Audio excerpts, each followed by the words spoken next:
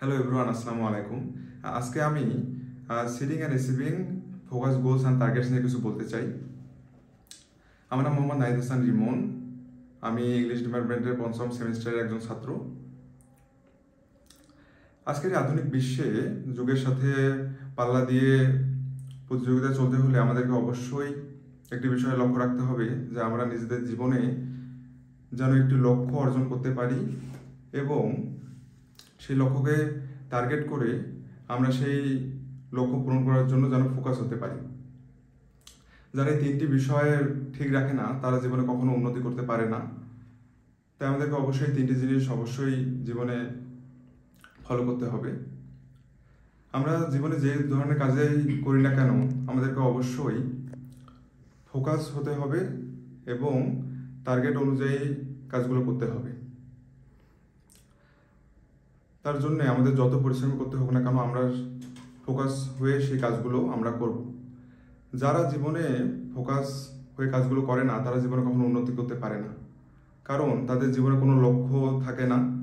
আর লক্ষ্য না থাকার কারণে তারা কঠোর পরিশ্রম ঠিকই করে, কিন্তু সেই পরিশ্রমটা তাদের কোনো কাজে দেয় না, বা কাজে দিলেও সেটা খুব কম পরিমাণে কাজে দেয়, বা যতটা ফলাফল তারা আশা করে ততটা পায় না। তার জন্য তারা তাদের ভাগ্য এবং বিধাতাকে দোষারোপ করে থাকে। কিন্তু যারা নিজের একটা লক্ষ্য সৃষ্টি করে জীবনে সেটাকে টার্গেট বানিয়ে সেটার উপর ফোকাস করে জীবনে এগিয়ে যায় তারা জীবনে অনেক উন্নতি করতে পারে। যেমন আমরা যারা স্টুডেন্ট আছি তাদের গোল হতে পারে যে আমরা রেজাল্ট ভালো করব। রেজাল্ট ভালো করাটাই হচ্ছে তার টার্গেট। এর জন্য তাকে অনেক কঠোর পরিশ্রম করতে হবে, কঠোর পরিশ্রম করে পড়াশোনা করতে হবে, তাহলে সে সেমিস্টার শেষে অনেক ভালো রেজাল্ট করতে পারবে। কিভাবে আমরা লক্ষ্য অর্জন করতে পারি? 1 নাম্বার, নিজের লক্ষ্যগুলো খাতায় লিখতে হবে।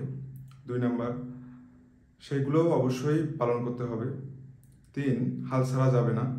4, অভিজ্ঞতা, যেগুলো আমাদের ব্যর্থতা আছে সেগুলোকে আমাদের অভিজ্ঞতা এবং শিক্ষা হিসেবে অর্জন করতে হবে। 5, কম কথা বলতে হবে এবং বেশি শুনতে হবে। 6, নিজের জীবনে প্রতিদিন কিছু না কিছু নতুন ভালো কিছু শিখতে হবে। 7,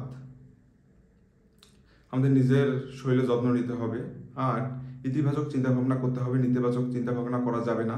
কারণ ইতিবাচক চিন্তাভাবনা করলে আমরা সবসময় পজিটিভ থাকতে পারবো এবং পজিটিভ থাকলে আমরা যে কোনো কাজে অনেক বেশি উন্নতি করতে পারবো।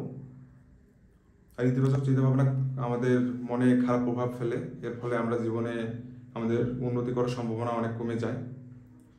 9, আমাদের প্রতিদিন নিজেদেরকে উন্নত করতে হবে পূর্বের দিনের তুলনায়।